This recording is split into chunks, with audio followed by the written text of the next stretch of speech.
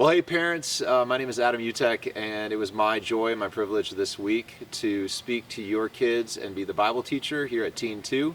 Thanks so much for entrusting your kids to us this week. We had a great time together. The first night we talked about God as the King, and why is God the King? That's an important question. We should ask, why is He the King?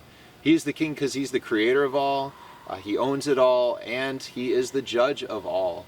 Which kind of leads to some bad news, because every one of us are rebels. We have rebelled against the King of Kings, and we've sinned, and we talked about that on night 2, and we opened up Romans chapter 1, where we saw we suppress the truth of God by our unrighteousness, and yet God has revealed Himself to us, and because of that, we all deserve eternal judgment. But the good news is that God the King died for us, and that's what we talked about on the third night. We talked about the fact that God has declared victory over us because of Jesus Christ and what He did on the cross for us. He died in our place, He took our penalty in full, and He offers us forgiveness. He redeems us, He brings us to Himself. That is the good news. That is euangelion, the Greek word for gospel, good news. We talked about that on Wednesday night. And then on Friday night, we talked about the King's commission. What does the King ask us to do as those who have been bought at a price? We've been redeemed and saved and brought into His forever family.